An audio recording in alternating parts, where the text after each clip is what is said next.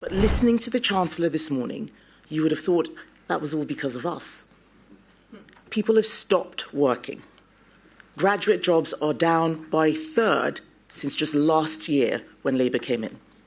Young people are not working, and our high streets are closing down. It's time to get Britain working again. Yeah.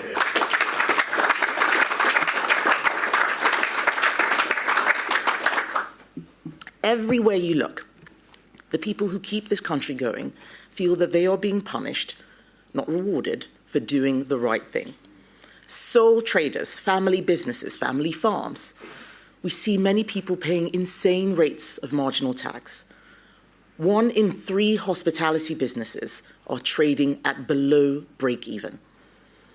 I had a roundtable with oil and gas businesses in May, and one of them told me that the windfall tax taxed 102% of their profits. Yes, you heard that right, taxed at 102%. Britain has stopped working because for too many, it has stopped making sense to work. No one should be taxed at 102% of profits. I mean, I know nobody in Labour has run a business, but still. Far from solving this issue, Labour seem intent on making it worse. At best, they have given up. They are managing decline. It doesn't have to be like this. And I'm here to tell you how we can fix it, how we can get Britain working again. This morning, we saw the extraordinary spectacle of a chancellor just days before a budget rushed into a panicked speech. We were told that this was the great moment when Labour would show they had a plan for growth. Instead, what we got was a masterclass in managed decline. A chancellor claiming she was just going to set the context, but instead of clarity, business leaders are none the wiser, investors are confused, workers are anxious, because the truth is, Labour doesn't have a plan to get Britain working again. Yeah.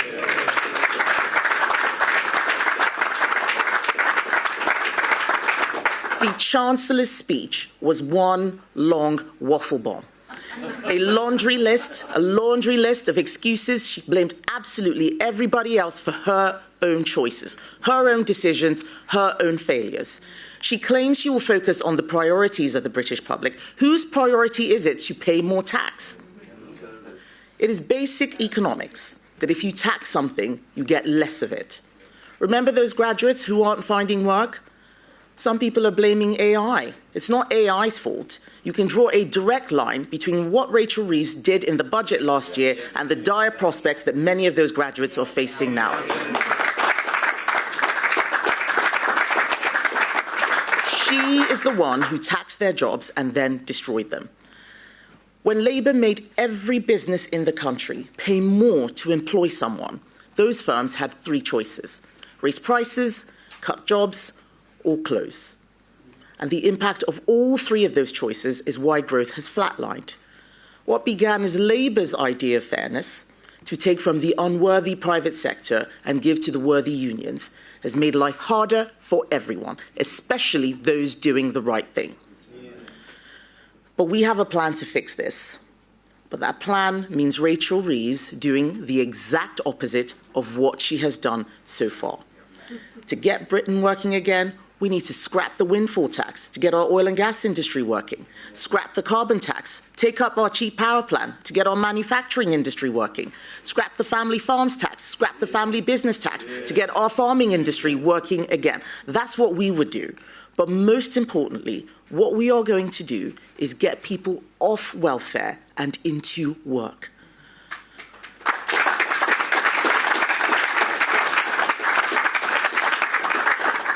What's happening right now with our welfare system is not just an economic scandal, it's a moral one. When we left office last year, after COVID, 2,000 people a day were being signed onto out-of-work sickness benefits. In just a year under Labour, that number has more than doubled to 5,000 new people each day signing off work. We have tried to help Labour fix this. When they started a bill to make savings on welfare, we offered them our votes in Parliament, but they didn't want them. They'd rather try their backbenchers instead. And what happened? they managed to pass legislation guaranteeing that the sickness benefits bill would rise to £100 billion a year. In fact, Labour backbenchers celebrated. Why? Because they are too scared and too weak to make difficult decisions. They kicked it into the long grass, set up the Timms review, which would try and find some welfare savings. And what did we hear? Last week, we heard the government has now quietly giving up on making any savings at all in this review. Using the internet without a VPN, a virtual private network, is a bit like taking to the road without car insurance. All it takes is one unlucky moment to cost you a lot of cash. This video's sponsor is Private Internet Access. They are the VPN to help keep you safe. Click the link in the description below to find out why over 30 million people have downloaded PIA to protect themselves online. A virtual private network is an app that hides your IP address and helps keep your data private. When you're browsing the internet at home, you give up a large amount of data to businesses, to shops, and indeed to social media giants too. Hackers have the ability to steal your personal data with ease, including sensitive information such as passwords, keystrokes, and even your personal photos. Private Internet Access helps protect your personal data by encrypting your internet connection to keep your data out of the hands of cyber criminals. And it's not just hackers either to be concerned about. Information can be censored too. When Canada passed their C18 bill, social media giants decided to ban news content on their platforms. But PIA can protect your ability to consume the news and content you love. Private Internet Access is available for Windows users, Mac OS, Android, Linux, iOS, and you can use one PIA subscription to protect an unlimited amount of devices. And we've got a huge GB News discount for you too. Click the link in this video's description and you'll get a massive 83% off PIA. That's under £2 a month, the price of a coffee, and you'll get an extra 4 months completely free on top.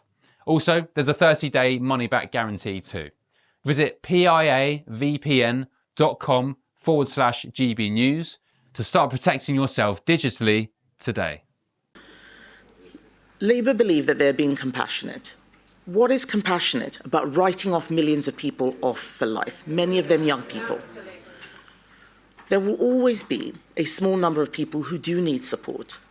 But right now, a generation of young people are being told that instead of challenges to overcome, they have disorders that mean they should never work. This isn't compassion.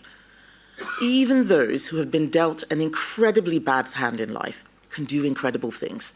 They can own a home, they can start a family, they can run a business, and many do. But if sickness benefits pay more than the minimum wage, you can understand why someone who's lacking in confidence might not take the risk. Why even bother to get a job? We want to get these people working again. It will help them and it will help us. Not least because for too long we have relied on immigration to do the jobs Brits won't do. It's been damaging social cohesion. Instead of getting people into work, Rachel Reeves is going to put taxes up. And Reform's position is just more of the same. They are also addicted to welfare with their pledge to lift the 2-child benefit cap. It is not sustainable and it is not serious. Only the Conservatives are committed to ensuring that we get on top of public spending, and only the Conservatives will fix our broken welfare system. We have already announced our plan to reduce eligibility for lower-level mental health issues, to make sure people coming to this country don't qualify for benefits, to limit Motability vehicles to people with serious disabilities. Our plan will save £23 billion by restricting access to benefits to those who need them most. And if Rachel Reeves had any sense, she would copy and paste every one of those ideas. We know she's good at cutting and pasting. But we will keep going. Our plan is just the beginning. Each young person not in employment, in education or training is costing the economy nearly £200,000. There are now 1 million of them under Labour. 1 million young people not in education, not in training, not working. Labour might have given up on them, but we haven't. We will get them working, and we will give them a £5,000 first jobs bonus when they do. Yeah.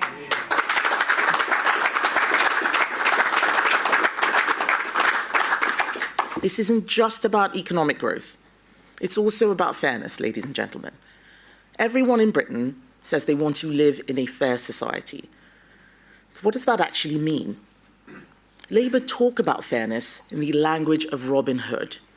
They think those who have taken from those who don't have. They talk about those with the broadest shoulders, never worrying about the limit of what those shoulders can bear. They talk about fairness for working people, but they can't define what a working person is. They think that what they're doing is righteous, but they're wrong. What they are doing is making everyone poorer.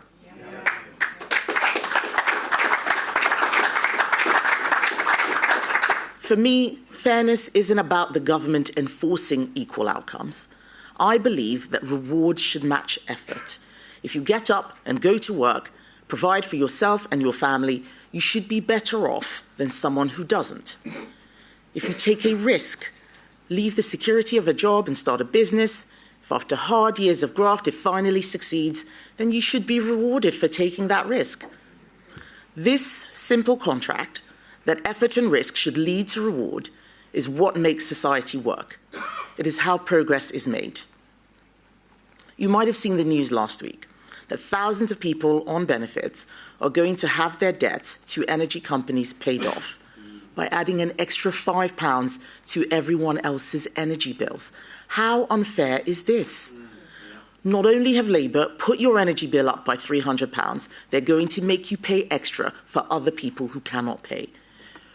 We have a plan to get Britain working. In fact, we have many plans. At our party conference, I announced our cheap power plan to cut bills by £165 for the average family by backing British energy production. I noticed yesterday that Reform copied that announcement. It's nice to see other parties following our lead, but we're the only party with a plan to do it. The message that this government is sending couldn't be clearer. Don't bother doing the right thing. Don't bother living within your means, because the government won't. Don't bother putting money away to cover your bills. You'll just end up paying for those that don't. The budget is an opportunity for Rachel Reeves to fix this, to make savings and take the pressure off all of us. But this morning, what we saw is that she's given up trying. Instead, they're just going to wrap businesses in more red tape.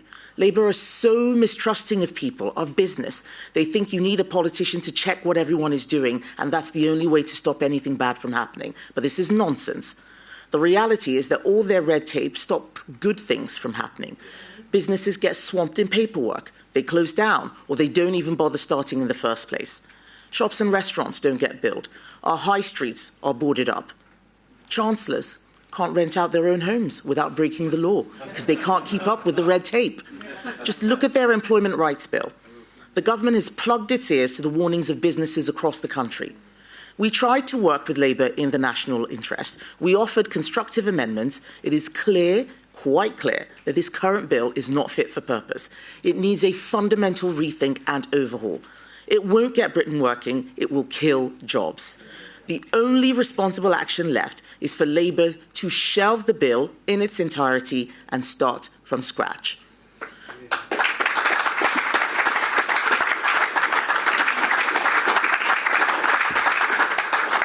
What they should be doing at the budget is withdrawing the Employment Rights Bill altogether before it becomes the Unemployment Act. And I understand Keir Starmer's thinking. He thinks making it impossible to ever fire anyone is good news for workers, that it will protect them. It'll protect them from evil businesses. But actually what Labour don't realise is that these rules just mean people won't get hired in the first place, especially young people, especially disabled people, especially those currently on welfare. And that is why Conservatives will repeal all of the stupid measures in that bill.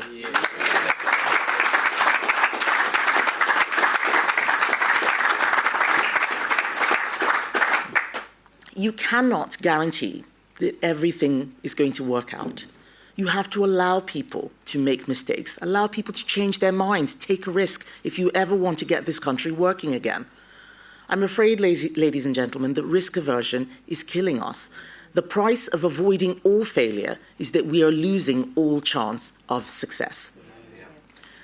This is the culture that Labour is creating, that you're better off spending your money than saving it, you're better off on welfare than in work, and if you do work, you're better off working for the government or the organisation that is taxing the business rather than the business itself. Just look at that definition of a working person they've been getting into knots about. It gets smaller and smaller every day. First, they got rid of farmers, then they got rid of business owners. Now, apparently, a working person is anyone earning less than £46,000. By the time they're finished, the only person left who counts as a working person will be someone on out-of-work benefits. Labour go on and on about fairness while creating the most unfair of economies. They talk about working people while making life harder and harder for people who actually work. And worst of all, they pretend that what they're doing is all necessary. They pretend that they don't have a choice. The reality is that they have given up trying to change anything. They have given up trying to get the government to live within its means, and they have given up on not raising tax. That's what Rachel Reeves was telling us this morning. And a government that refuses to live within its means while telling everyone else to tighten their belts isn't being fair. That government is being hypocritical.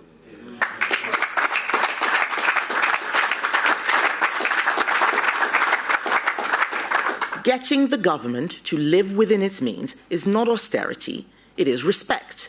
It is respect for taxpayers who already give enough. It is respect for the small business that can't just pass on losses to someone else. And it is respect for the next generation who we want to inherit opportunity, not our liabilities. There is only one way out of this decline. We need to get Britain working again. And you do that by making it make sense to work. The £47 billion of savings we identified aren't random, and this isn't about paperclips in Whitehall, and they aren't cuts to hospitals or schools like Rachel was saying this morning. She clearly hasn't read our plans or looked at our record in office protecting schools, protecting the NHS, in the same way she didn't bother reading the rules on renting out a property. She needs to pay attention. So let me tell her what our £47 billion of savings is yet again. Those savings will come from money that is being paid for people to sit at home. Money that is going to those quangos that are wrapping businesses in red tape. It is money that is going on degrees that leave people with no skills and no opportunities. It is taxpayers' money that is making life worse, not better. With the money we save, we will do two things. Under our golden economic rule, at least half of the savings will always go to reducing the debt burden for our children and grandchildren, because we are the only party that has ever cared about fiscal responsibility. And with the rest of the savings, we are going to get Britain working. We are going to abolish stamp duty so that people who do the right thing, make sacrifices, save up, build something for their family, buy a home. And when they buy a home, painters, decorators, all those people who get out of bed in the morning will have more work. People who run furniture shops and DIY shops will have more customers. Our high streets will be busier. And to help the high street even further, we are going to abolish their business rates. Business rates for pubs, cafes, shops. Instead of putting their bills up, we are going to cut them. We are going to make life easier for all of those people because what they do is work hard. And their work makes people's lives better. Those people deserve our support. And when they have more work, that will need more people to do that work, people with skills. So we are going to double that apprenticeship budget, making sure businesses have the skills they need, rewarding young people who want to get on in life, and giving thousands of people a path off welfare and into work. That will reverse Labour's tax doom loop.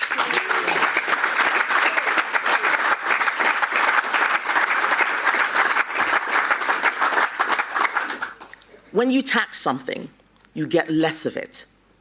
That's why we want lower taxes on jobs. We want more jobs. We want lower taxes on businesses. We want more businesses. We need lower taxes on taking a risk, lower taxes on buying a home, lower taxes on having a family. And we will get Britain working by rebuilding the contract between government and citizen. Those of us who are adults have a duty to act like it. Fiscal responsibility is not cruelty, it is care in its truest form. The kind that thinks beyond an election cycle, the kind that refuses to harm the next generation for the convenience of this one. Fairness is about effort matching reward. It's about people who work hard doing better than those that don't. Fairness is about equal opportunity, not equal outcomes. It is about taking responsibility and being trusted to get on with your life. And fairness is about living within our means so our children don't pay for our debts. That is the fairness that we are going to rebuild our country on, and we have a plan to do it. Cut government waste, cut welfare, get people into work, abolish stamp duty, cut business rates, slash red tape, create jobs, double apprenticeships, deliver cheaper power, because when work pays, when business grows, and when government lives within its means, Britain works.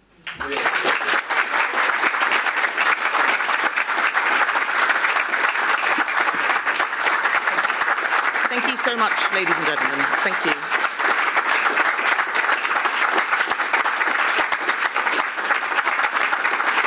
Thank you. And now I'm going to take questions from the media. Can we start with Carl Dinnan from ITV? Thank you, Kemi. One of the things the Chancellor said this morning was that productivity in this country is worse than expected. Leaving aside whether or not that should really have come as much of a surprise, as the leader of the party that has been in power for 14 out of the last 15 years, how much responsibility does the Conservative Party bear for the poor productivity in our economy?